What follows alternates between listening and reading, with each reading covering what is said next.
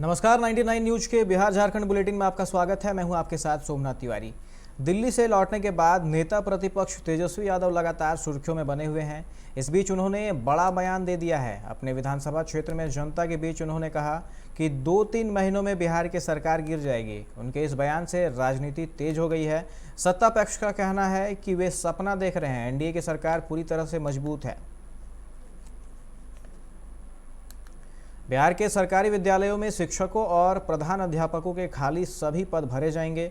नई राष्ट्रीय शिक्षा नीति के प्रावधान के तहत नीतीश सरकार इस दिशा में तेजी से काम कर रही है। फिलहाल छठे चरण चल रही है। 1.25 लाख शिक्षकों की नियुक्ति 15 अगस्त तक सुनिश्चित की जा रही है। शिक्षा मंत्री विजय कुमार चौधरी भी इसकी घोषणा कर चुके हैं। अब शिक्षा विभाग माध्यमिक एवं उच्च माध्यमिक शिक्षकों की नई नियुक्तियों को लेकर अलर्ट मोड में है। माध्यमिक शिक्षा निदेशालय भी यह स्पष्ट कर चुकी है कि 7वें चरण में 37,440 माध्यमिक एवं उच्च माध्यमिक शिक्षकों की नियुक्ति होगी। पड़ोसी राज्य उत्तर प्रदेश में अगले साल होने वाले विधानसभा चुनाव की बिसात बिहार में भी सजने लगी है।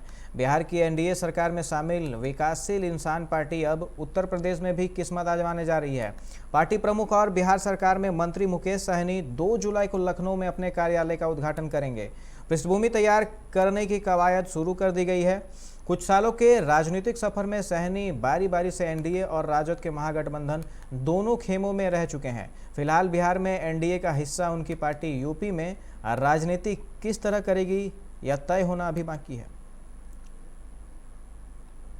शहर में खून का कारोबार चल रहा है। सौदागर गरीबों और मजबूरों के खून को ऊंचे दामों पर बेचकर अपनी तिजोरी भर रहे हैं। ऐसा ही एक सौदागर राजकुमार मंडल कप्तानपाड़ा से पकड़ा गया है। उसके घर की तलाशी में 50 यूनिट से अधिक खून के पैकेट बरामद हुए हैं।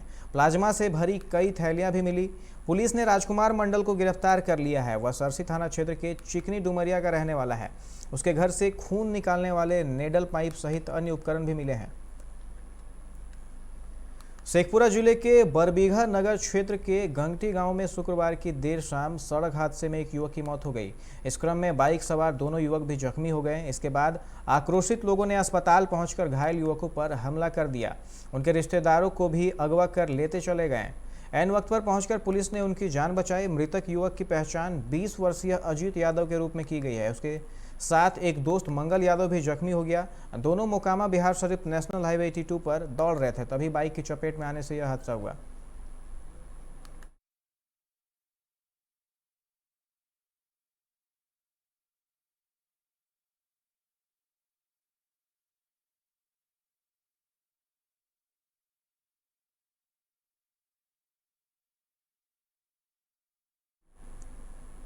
अब बढ़ते हैं झारखंड की खबरों की ओर।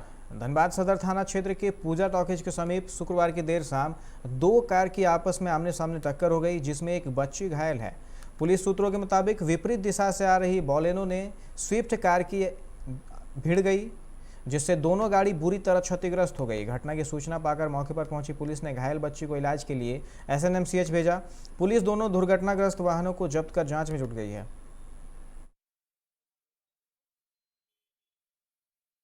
मिला कि पूजाटा के पास एक एक्सीडेंट हुआ है, रोड दुर्घटना हुआ है। उसमें 2 फोर व्हीलर आपस में भिड़े हुए हैं। उसमें एक फोर व्हीलर बोलेनो में 4 लोग थे जो बैंक मोड़ से स्टेशन जा रहे थे और एक गाड़ी गोविंदपुर से बैंक मोड़ जा रही थी। कोई हताहत वैसी नहीं है। एक छोटी बच्ची है जिसको थोड़ा सा चोट आया है, उसे हॉस्पिटल में भेज दिया गया है।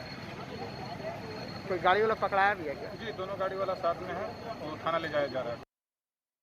सूचना मिला कि पूजाटा के पास बागमारा के अंबे आउटसोर्सिंग में नियोजन की मांग को लेकर जारी अनिश्चितकालीन धरना प्रशासन की पहल पर वार्ता के बाद मजदूरों ने धरना समाप्त कर दिया है।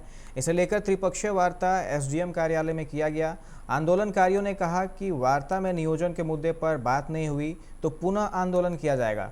हम आपको बताएं कि ग्रामीणों ने नियोजन की मांग को लेकर अंबे आउटसोर्सिंग कंपनी का पिछले 4 दिनों से चक्का जाम कर रखा था। आश्वासन के बाद यह आंदोलन आज चौथे दिन समाप्त हो गया।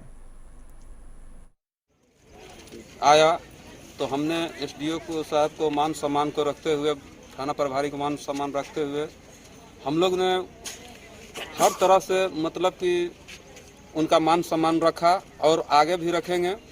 और इसी बात पर जो है कि कल का हम लोग को मीटिंग तय हुआ है एसडीओ साहब के साथ में, तो कल हम लोग देखते हैं कि कल क्या हो पाता है। लोगों को नियोजन संबंधित मामलों पर हम एसडीओ साहब के पास बात को रखे हैं और आप लोगों को नियोजन तो मिलेगा और साथ ही साथ आप लोगों को जितना समस्या है उस समस्या से भी छुटकारा मिलेगा। डस्ट उस्ट का जो भी प्रॉब्लम था वो भी प्रॉब्लम समाधान होगा। और इस बार अगर हम लोगों को नियोजन को अगर समाधान नहीं होता तो इस बार हम लोग आंदोलन नहीं कर पाएंगे, हम लोग आत्मदाह करेंगे। मजदूर यूनियन और रंबे माइनिंग के प्रतिनिधि है ना नियोजन का लेके वार्ता करेंगे और जो वहाँ निर्णय किया जाएगा उसको पालन किया जाएगा। इन लोगों का नियोजन का बोलते बोले नियोजन के लिए जो मांग इन लोग का है नहीं, संख्या अभी तय नहीं किया गया है। इन लोग का तो बहुत संख्या है। इन लोग तो कितना 192 ना 100 का ये कर रहा है। उत्तर प्रदेश के अंबेडकर नगर से फरार हुए युवक युवती को पुलिस ने अंततः कड़ी मशक्कत के बाद गुरुवार की देर रात हजारीबाग जिले के बड़कागांव थाना क्षेत्र के भैरवा डाडी गांव से बरामद कर लिया है। यूपी पुलिस के सब इंस्पेक्टर ओम प्रकाश यादव ने बड़कागांव थाना पुलिस के सहयोग से उक्त गांव में अपने पैतृक घर में छिपे आरोपित युवक हैदर व युवती को बरामद कर लिया है। दोनों को बरामद करने के बाद शुक्रवार की सुबह सीधे हजारीबाग सिविल कोर्ट ले जाया गया।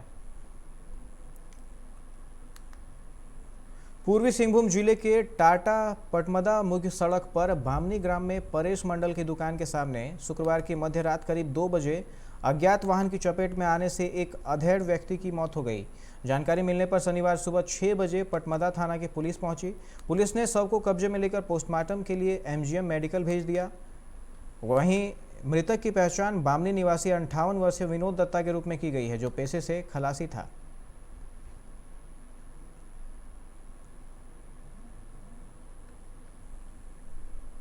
गढ़वा जिले के बरगढ़ प्रखंड के बरकौल गांव के पास स्थित जंगल में एक भालू के हमले में 2 भाइयों समेत 3 ग्रामीणों की मौत हो गई। इसके अलावा घटना में एक महिला समेत 3 लोग घायल हुए हैं। भालू के हमले में ये तीनों लोग किसी तरह अपनी जान बचाने में कामयाब रहे। मृतक और घायल सभी अपने गांव लौट रहे थे और इसी दौरान भालू ने उन पर हमला कर दिया। पलामू पाटन प्रखंड स्थित सीकी गांव में आज सुबह एक अधेड़ का शव खेत में पड़ा मिला। युवक के सीने पर करंट से जलने के निशान मिले हैं। वो मानसिक रूप से विक्षिप्त था। अधेड़ की पहचान जितेंद्र भुइयां के रूप में की गई है। पाटन के थाना प्रभारी प्रकाश कुमार ने बताया कि जितेंद्र भुइयां विक्षिप्त था और वो अपने साढ़ू के यहाँ पोखराहा आया हुआ था।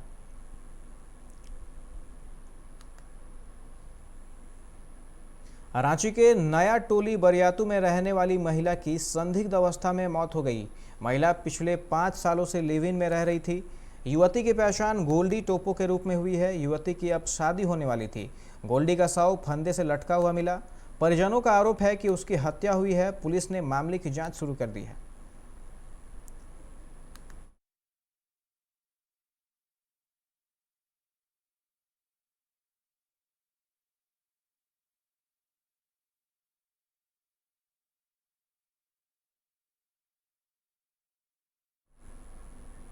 धनबाद के विशुनपुर जिला स्कूल परिसर में युवा नेता आनंद चौरसिया के नेतृत्व में पौधरोपण अभियान चलाया गया, जिसमें उन्होंने लोगों से अपील किया कि एक व्यक्ति को एक वृक्ष अवश्य लगाना चाहिए, जिससे कि पर्यावरण को बचाया जा सके।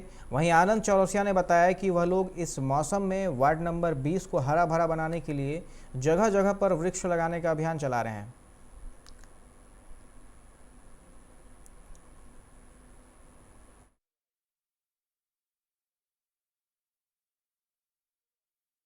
3 साल पहले जब हमारा स्टूडेंट यूनियन युवा छात्र जागरण मंच जो था, उसके द्वारा भी हमने एक कार्यक्रम चलाया था, एक व्यक्ति एक पेड़ का। उस समय भी हमने काफी धनबाद शहर में पेड़ लगाने का काम किया। इस बार हम लोग जितना युवा वर्ग है ये एक प्लान की है, एक ड्रीम की इस वार्ड को, पूरा इस क्षेत्र को हम लोग ग्रीन करेंगे। जहां यथासंभव हम लोग पेड़ लगाएंगे।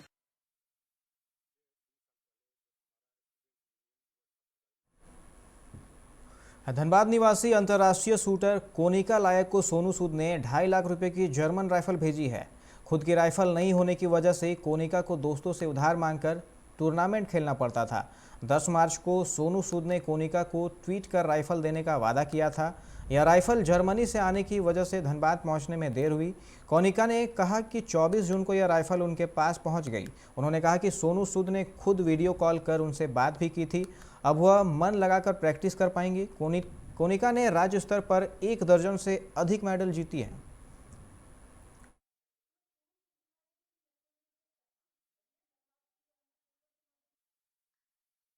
पहले ट्वीट किया था, फिर अंकित भैया के द्वारा सोनू सर के जो मैनेजर गोविंद सर को अंकित भैया ने कॉल किया, उनसे बात किया। फिर गोविंद सर ने जो कि सोनू सर से बात करके मेरी राइफल के लिए मदद की, और उसके बाद धन्यवाद करूँगा मेरी बात। कितने का ये राइफल होगा जी, कितने का राइफल होगा? 2,65,000। आगे क्या लक्ष्य है आपका? ओलंपिक में गोल्ड मेडल जीतना इंडिया का। कितनी खुशी हो रही है? बहुत ज़्यादा खुशी हो रही है राइफल से जीत के हमको, बहुत ज़्यादा कि अब लग रहा है कि हम खुद से मतलब अब किसकी मतलब इंतज़ार नहीं करना पड़ेगा राइफल के लिए, जब मन करेगा हम प्रैक्टिस कर सकते हैं और बहुत मेहनत कर सकते हैं।